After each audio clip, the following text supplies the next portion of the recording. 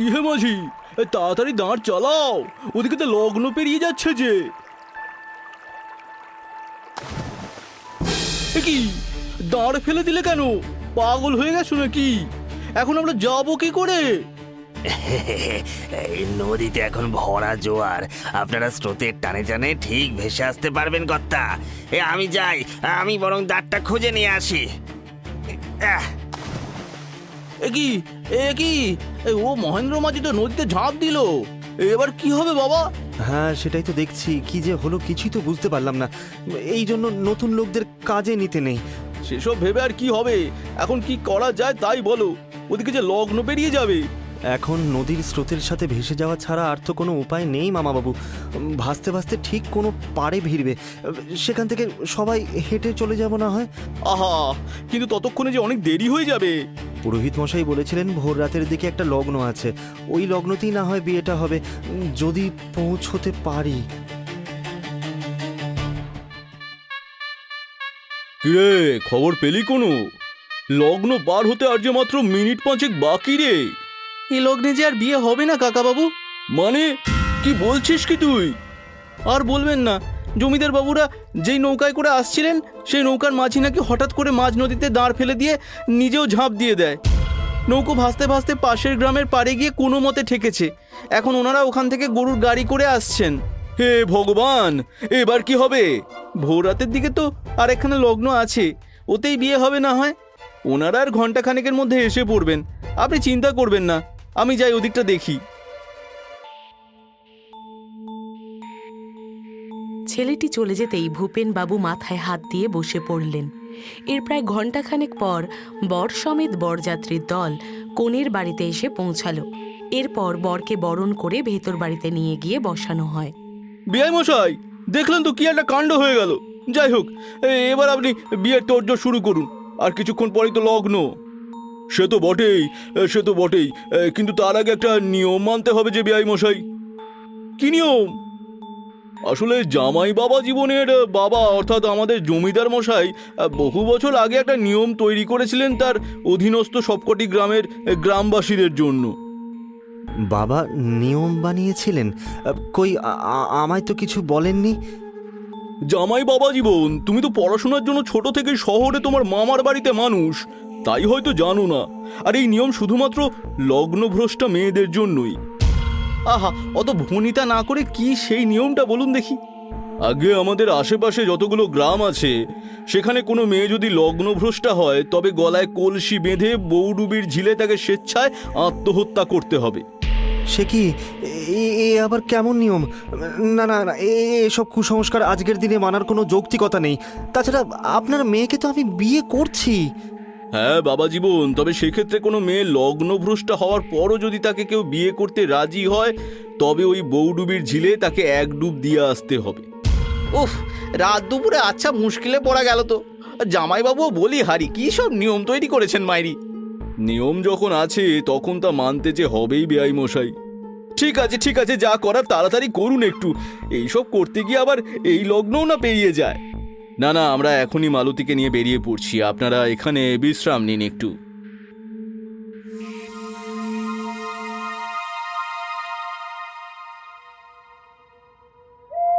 এর কিছুক্ষণ পরেই ভূপেনবাবু মালতীকে নিয়ে পৌঁছে গেলেন গ্রামের শেষ প্রান্তে থাকা বৌডুবির ঝিলে। মেয়েকে নিয়ে একাই এসেছিলেন তিনি নিয়ম অনুযায়ী। এরপর মালতী ধীরে ধীরে ঝিলের পাড় দিয়ে নেমে বেশ কিছুটা গিয়ে ডুব দেয়। কিন্তু কি হলো, মালতী এখনো উঠে আসছে না কেন? বেশ অনেকক্ষণ তো হয়ে গেল, এতক্ষণ তো জলের নিচে থাকা সম্ভব নয়। তবে কি, না, মালতী আমার সাঁতার জানা মেয়ে, ও ডুববে কি করে? মালতী, উঠে আয় মা, দেরি হয়ে যাচ্ছে যে। ভূপেনবাবুর ডাকেও মালতীর কোনো সাড়া মিলল না। এভাবে আর কিছুক্ষণ কেটে যাওয়ায় অমঙ্গলের আশঙ্কা বুকে নিয়ে ভূপেনবাবু বাড়ির লোক ডেকে আনবেন ভাবছেন। এমন সময় ঘাটের কাছে পায়ের শব্দ পেয়ে চমকে ঘুরে তাকিয়ে দেখলেন ভিজে কাপড়ে মালতী উঠে আসছে। এই তো মা, তুই এসেছিস? এতক্ষণ জলের তলায় কি করছিলি? এতবার করে ডাকলাম তোকে। এতক্ষণ কোথায় বাবা? এই তো একটা মাত্র ডুব দিয়ে এলাম, আর তোমার ডাক শুনিনি তো। যাই হোক, চল চল এখন চল, ওদিকে ওনারা অপেক্ষা করছেন। ভূপেন বাবু মালতীকে নিয়ে বাড়ি ফিরতেই ভোর রাতের লগ্নে নির্বিঘ্নে বিয়ে সম্পন্ন হয়ে গেল। পরের দিন বাড়ির সকলকে কাঁদিয়ে মালতী রওয়ানা দিল শ্বশুর বাড়ির উদ্দেশ্যে। জমিদার বাড়ির একমাত্র পুত্রবধূ হওয়ার সুবাদে সকলের খুব খাতির যত্ন পেল সে। এরপর এলো ফুলশয্যার রাত। তোমাকে আজ দারুণ সুন্দর দেখাচ্ছে মালতী। দাও, তোমার হাতটা দাও, আংটিটা পরিয়ে দিই। কি তোমার হাতটা এত ঠান্ডা কেন? মরা মানুষের শরীরের মতো লাগছে পুরো। তোমার কি শরীর খারাপ করছে? কই না তো। বাবারে, ঘরের মধ্যে এত দুর্গন্ধে ভরে গেল কেন হঠাৎ? কিছু মোড়ে টোড়ে পড়ে আছে নাকি? বাড়ির চাকরগুলো একটাও কাজের না। দাঁড়াও, জানলাটা খুলে দিই, তাতে যদি একটু গন্ধটা যায়। মহেন্দ্র ঘরের পশ্চিম দিকের জানালাটা খুলতেই এক ঝলক ঝোড়ো হাওয়া ঘরের মধ্যে প্রবেশ করে গন্ধটাকে আরও তীব্র করে তোলে। এরই মধ্যে মহেন্দ্র পেছন ফিরে মালতীর দিকে তাকাতেই ভয়ে তার শির দাঁড়াবে শীতল স্রোত নেমে যায়। তার সামনে বিছানায় এখন যে বসে আছে সে তার সুন্দরী স্ত্রী মালতী নয়, বরং অন্য কেউ। তার হাত মুখ ফ্যাকাশে সাদাটে বর্ণ ধারণ করেছে, চোখের মণিগুলো যেন ঠিকরে বেরিয়ে আসছে, আর সে তার শীর্ণকায় হাত দুটো বাড়িয়ে মহেন্দ্রর দিকেই এগিয়ে আসছে হাসতে হাসতে। কি বিভৎস সেই হাসি! কি মালতী, তোমার মুখটা এমন লাগছে কেন? আর তুমি এভাবে আমার দিকে এগিয়ে আসছো কেন? মালতী হাসতে হাসতে দুহাত বাড়িয়ে এগিয়ে এসে মহেন্দ্রর গলা টিপে ধরে, যেন এই মুহূর্তে তাকে মেরে ফেলবে। কি করছো তুমি? ছাড়ো, ছাড়ো আমাকে! কে কোথায় আছো? বাঁচাও, বাঁচাও!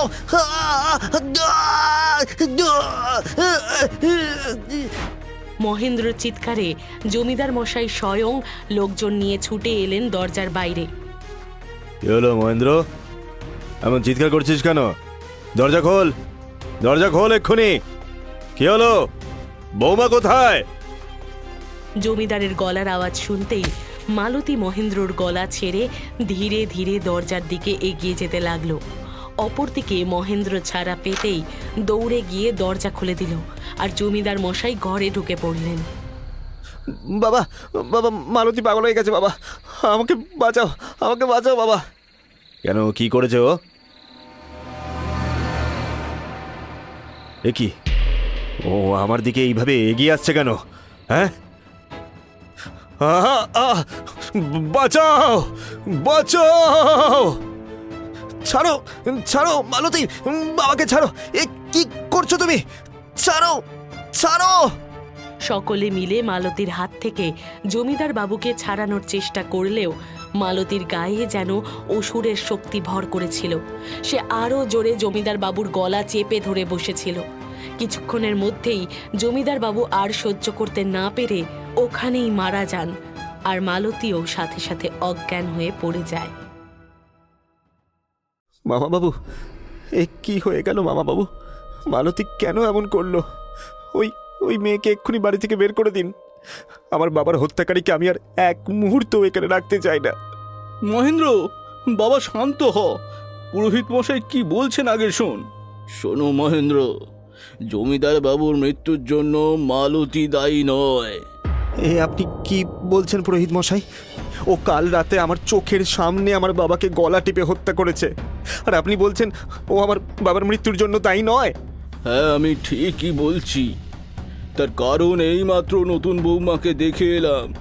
যা বুঝলাম সেটা হলো ওর ওপর অশুভ আত্মা ভর করেছে, এবং সেই অশুভ আত্মাই জমিদার মশাইকে হত্যা করেছে। এসব আপনি কি বলছেন? আমি তো কিছুই বুঝতে পারছি না।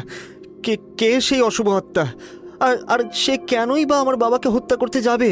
সেসব নিয়ে পরে আলোচনা কখনো করা যাবে।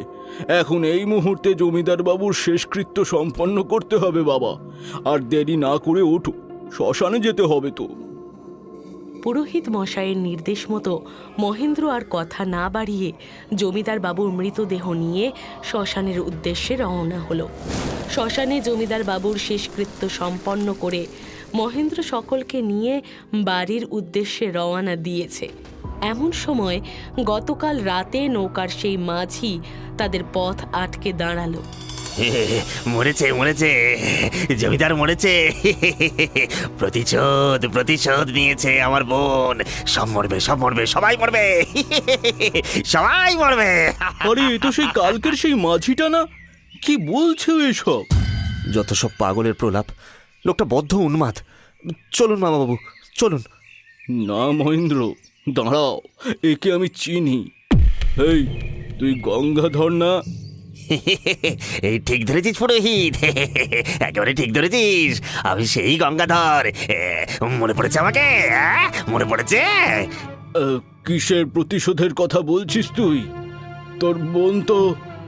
আপনি ওকে কিভাবে চিনলেন পুরোহিত মশাই? ওকে জমিদার বাড়িতে নিয়ে চলো মহেন্দ্র। জমিদার বাবুর মৃত্যুর পিছনে ওর হাত রয়েছে, নিয়ে চলো। মহেন্দ্রর আদেশে সেপাইরা গঙ্গাধরকে নিয়ে এলো জমিদার বাড়িতে। সত্যি কথা বল গঙ্গাধর, জমিদার বাবুর মৃত্যুর পিছনে তোর হাত আছে, তাই তো? আমি তো শুধু এই সঠিক সময়ের অপেক্ষা করেছি পুরোহিত মশাই। বাকি যা করার ওই বিন্দু করেছে। ওর অপমানের প্রতিশোধ নিয়েছে ও এতদিনে। আপনাদের এই হেয়ালি আমার আর ভালো লাগছে না পুরোহিত মশাই। আমাকে দয়া করে কেউ খুলে বলবেন কি হচ্ছে এখানে? কে এই বিন্দু, আর কিসের প্রতিশোধ? মানে বাবা মহেন্দ্র, মানে বলছিলাম যে... আমি বলছি মহেন্দ্রবাবু, শুনুন। আজ থেকে 30 বছর আগের ঘটনা। আমার বোন বিন্দু এই জমিদার বাড়িতে দাসীর কাজ করত। আর এই শয়তান জমিদারের নজর পড়েছিল আমার বোনের ওপর। দিনের পর দিন আমার বোনকে নিজের ইচ্ছে মতো ভোগ করেছিল সে, বিয়ের প্রতিশ্রুতি দিয়ে। একদিন সকালে... এ কি বিন্দু, তুই এভাবে বমি করছিস কেন? কি হয়েছে? না না, কাল রাতে খাওয়া দাওয়াটা একটু বেশি হয়ে গিয়েছিল বলে হয়তো। না না, এ লক্ষণ তো ভালো টেকছে না। তুই ঘরে আয় তো। মা ছিল অভিজ্ঞ মানুষ। বোনের অবস্থা দেখেই বুঝেছিলেন সে সর্বনাশ ঘটিয়ে এসেছে। মায়ের জেরার মুখে বোনও সবটা স্বীকার করে নেয়। ছি ছি ছি ছি, পোড়ার মুখি, এ কি করলি তুই? ওই জমিদারের কথায় ভুলে পুরো পরিবারের মুখে চুনকালি মাকালি। কি হয়েছে কি? মা মেয়েতে মিলে সকালবেলা এমন কান্নাকাটি জুড়েছ কেন? সর্বনাশ হয়েছে গো। তোমার মেয়ে কুমারী অবস্থাতেই পোয়াতি হয়েছে। ওই জমিদার আমাদের মান ইজ্জত সব শেষ করে দিল গো। কি বলছো কি তুমি? হে ভগবান, এখন যে আমাদের বিষ খাওয়া ছাড়ার উপায় নেই। এই হারামজাদি মেয়ে সব শেষ করে দিল। কিছু শেষ হয়নি বাবা। জমিদার বাবু আমাকে খুব ভালোবাসেন। উনি আমায় কথা দিয়েছেন আমাকে বিয়ে করবেন। তুমি ওনার কাছে যাও বাবা। ও সব জমিদারের ছল রে মা, জমিদারের ছল। শোনো না, তুমি একটিবার গিয়ে জমিদার বাবুকে সবটা জানাও।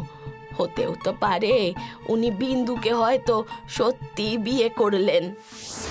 এরপর বাবা আমাকে সাথে করে জমিদার বাবুর কাছে গিয়ে সমস্ত ঘটনা খুলে বলল। এরা কি বলছে পুরোহিত মশাই? আমি কিনা করবো এক দাসীকে বিয়ে? আরে আরে, আমি তো... জমিদার মশাই, এখন কর আদায়ের সময়। এখন এসব কথা বলে এদের খেপাবেন না, তাহলে হিতে বিপরীত হতে পারে। গ্রামের মানুষ আবার খেপে গেলে... মানে আপনি কি আমায় ওই দাসীকে বিয়ে করতে বলছেন? আপাতত হ্যাঁ তো করে দিন। কর আদায় মিটে যাওয়ার পর বিয়ের দিন পাকা করি। আপনি বিয়ে করতে যাবেন না, ব্যাস মিটে গেল। যা বলার আপনি বলুন তবে। বেশ বেশ।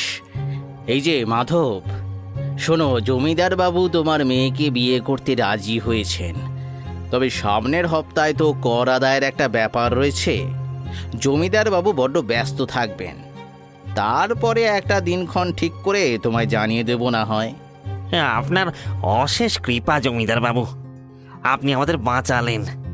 আমি আমার সবটুকু দিয়ে মেয়ের বিয়ের আয়োজন করব। ভিখিরির আবার সবটুকু। যাও এখন, বিদায় হও। কর আদায় মিটে যাওয়ার 2 সপ্তাহ পর পুরোহিত মশাই বিয়ের দিন ঠিক করলেন। বাবা তার শেষ সম্বলটুকু দিয়ে বিয়ের সব আয়োজন করেছিলেন, কিন্তু বিয়ের দিন লগ্ন যখন প্রায় পেরিয়ে যাচ্ছে তখনও জমিদার বাবু এসে পৌঁছলেন না দেখে বাবা আমাকে বললেন, ও গঙ্গাধর, জমিদার বাবুরা এখনো যে এলেন না। এদিকে লগ্ন পেরিয়ে গেলে তোর বোন যে লগ্ন ভ্রষ্টা হবে। তুই একবার জমিদার বাড়িতে যা মামা, দেখ না কোনো সমস্যা হলো কি না। আমি তোমাকে আগেই বলেছিলাম বাবা, জমিদার মশাইয়ের মতিগতি আমার ঠিক ভালো লাগছে না। এখানে বোনের বিয়ে দিও না। তোর বোন যে পোয়াতি হয়ে বসে রয়েছে, যে এখানে বিয়ে না দিয়ে কোনো উপায় ছিল? তুই আর দেরি করিস না বাবা, একটিবার যা। বাবার কথা মতো আমি এই জমিদার বাড়িতে এসে দেখি বিয়ের কোনো আয়োজনই হয়নি। বাইরে দারোয়ানকে জিজ্ঞেস করতে এসে জানালো জমিদার মশাই নাকি তার বাগান বাড়িতে বাইজি নাচ দেখতে গিয়েছেন। আমি দৌড়ে গেলাম সেখানে।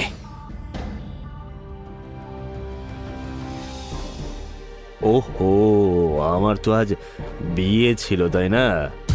দেখেছো, কাজের চাপে একদম ভুলে গেছি। কিন্তু আজ যে আমার বিয়ে করতে যেতে ইচ্ছে করছে না। তোমরা বরং অন্য একটা দিন দেখো, বুঝলে? এমন বলবেন না জমিদার বাবু। আপনি এখন বিয়ে না করতে গেলে আমার বোন যে লগ্নভ্রষ্টা হবে, তখন যে ওর মরা ছাড়া আর কোনো গতি থাকবে না। আপনার পায়ে পড়ছি জমিদার মশাই, আপনার পায়ে পড়ছি, দয়া করে চলুন।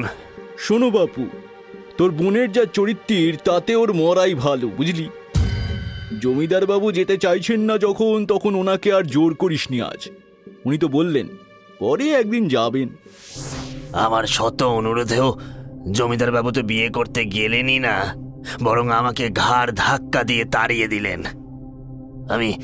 আমি কাঁদতে কাঁদতে বাড়ি ফিরে বাবাকে সব বলতেই তার মাথায় বাজ ভেঙে পড়ল। একদিকে গাঁয়ের লোকের নিন্দে, অপরদিকে বোনের ওই অবস্থা।